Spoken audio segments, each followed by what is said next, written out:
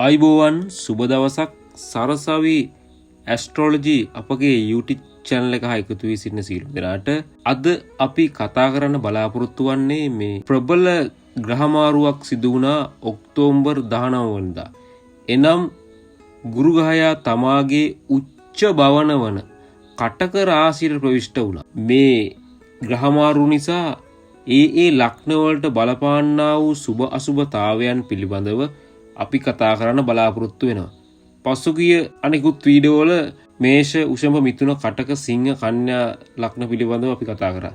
අද දිනේදී සිකුරු හිමි තුලා ලග්නයේට මෙම ගුරු ග්‍රහයා කටක රාශියට ප්‍රවිෂ්ඨ වීමෙන් ඇතිවන්නා වූ සුබ අසුබතාවයන් පිළිබඳව අපි කතා කරන්න බලාපොරොත්තු වෙනවා. මුලින් මෙම ගුරු ග්‍රහයා කවුද කියලා අපි බලමු. මිනිසයාගේ අපවත් බවට, වාසනාවට, ඒ වගේම ගෞරවයට, ප්‍රසිද්ධියට, නිරෝගීකමට, ඒ වගේම දැකීමට ප්‍රිය උපදවන කුළුපඟ ගතිය, අනුකම්පා සහගත භාවය, යුක්ති සහගත භාවය, නීතිගරුක භාවය, කලබල නොවන ඉවසිලිවන්තකම, ඒ වගේම නිතර මතු දියුණුව වෙනුවෙන් වැඩ කිරීම, සමාජශීලී ගතිය මේ ගුරුගෙන් නියෝජනය වෙනවා. කෙනෙකුගේ ගුරු ග්‍රහයා බලවත් වීම එම පුද්ගලයා සමාජයේ ගෞරවයට පිළිගැනීමට, ඒ වගේම ධනයට මිල මුදල් ලැබීම අතින් බොහෝම යහපත් තත්ත්වයක් උදා කර ගැනීමට වාසනාව පවතිනවා. මේ ගුරු ග්‍රහයා බලවත් වීම සමාජයේ වැඳුම් පිඳුම් ලබන, සමාජයේ ගෞරවයට පාත්‍ර වන පුද්ගලයන්ගේ මේ ගුරු ග්‍රහයාගේ බලය තා යහපත් ආකාරයෙන් පිහිටා තිබෙනවා. ඉතින් අපි අද බලමු මෙම ගුරු ග්‍රහයා තුලා ලග්නයට මෙම ගෝචරයෙන් ඇති කරන්නා වූ සුබ අසුපදාවයන් කවරේද කියලා. පොදුවේ ගත් කල උපතින් ගුරු ග්‍රහයා දසවැන්නේ තුලා ලග්න හිමියෙක්ගේ පිහිටා තිබීම ගුරුහංස පංචමහා පුරුෂ රාජ්‍යයේ යෙදෙනවා. නමුත් මේ මොහොතේ ගුරු ග්‍රහයා පැමිණෙන්නේ ගෝචරයෙන් දසවැන්නට.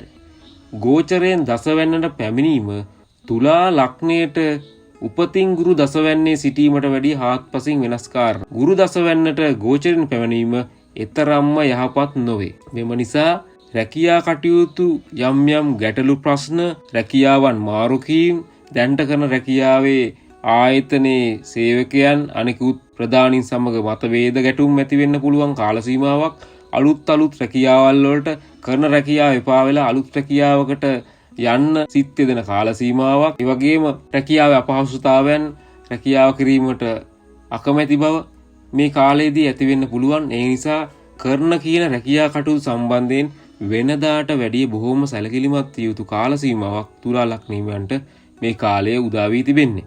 ඒ වගේම ව්‍යාපාර කටයුතු වල නියැලී සිටින තුලා ලග්න හිමියන්ද බොහෝම ප්‍රවේශන්ව ඒවාට මිල මුදල් ආයෝජනය කිරීම, හවුල් ව්‍යාපාර කටයුතු වැනි දේවල් කිරීමේදී බොහෝම සැලකිලිමත් වූ කාල සීමාවක්, විශේෂයෙන් රැවටිලිකාර වංචනික පුද්ගලයන් සමග සම්බන්ධතා පැවැත්වීම නම් රැවටිලිකාර වංචනික පුද්ගලයන් හා එකතු වී වැඩ කටයුතු කරන ලැබෙන කාල සීමාවක් නිසා බොහෝම සැලකිලිමත්ව තමාගේ ව්‍යාපාර කටයුතු වල නියැලෙන ලෙස තුලා ලග්න හිමියන්ගෙන් සැලකිලිමත් යුතු කාල සීමාවක්.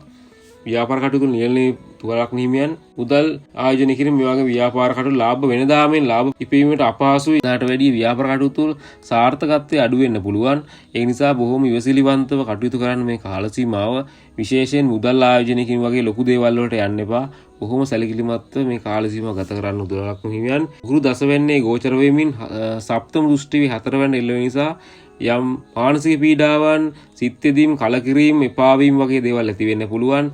ඊට කඩන් දේපල සම්බන්ධයෙන් ගැටලු ඇති වෙන්න පුළුවන්. අලුතෙන් නිවසක් මිලදී ගන්න හෝ ඊට කඩන් මිලදී ගන්න නම් මේ කාල සීමාවේදී මුදල් ආයෝජනය කිරීම, මේවාට මුදල් ලැබීම කරන්න එපා.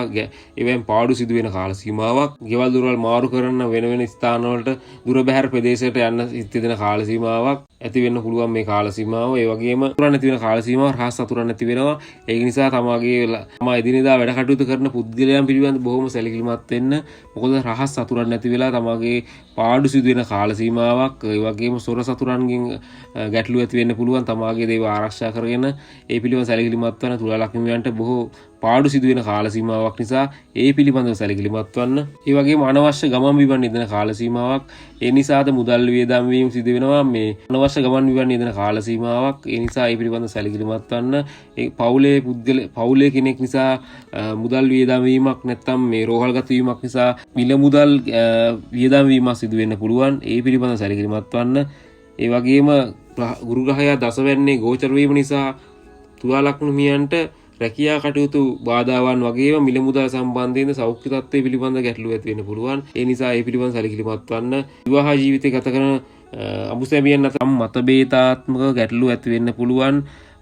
බාහිර ප්‍රශ්න ඇති වෙන්න පුළුවන්. බාහිර කරදර ඇති වෙන්න පුළුවන්. ඒ පිළිබඳ සැලකිලිමත් වන්න. ඒ වගේම ප්‍රේම සම්බන්ධතා පවත්වන තුලා ලග්න හිමියන්ට ඒවාට බාහිර පාර්ශ්වයන්ගෙන් ගැටලු ඇති වෙන්න පුළුවන්. ඒ පිළිබඳ සැලකිලිමත් වන්න. පොදුවේ ගත් කල මේ ගුරු කුමාරුව තුලා ලග්නේ එතරම්ම හිතකර නොවන තත්ත්වයක් තමයි පෙන්වුම් කරන්නේ ජ්‍යොතිෂයට අනුව. ඉතින් අපි ඉදිරියට අනිකුත් ලග්න වලට මේ ගුරු ග්‍රහයාගේ කටක රාශියට ප්‍රවිෂ්ඨ වීමෙන් ඇතිවන්නා වූ සුභ අසුභතාවයන් පිළිබඳව ගේන බලාපොරොත්තු වෙනවා. ඉදිරියට අපි ඒ සම්බන්ධ වීඩියෝ ගේන බලාපොරොත්තු වෙනවා.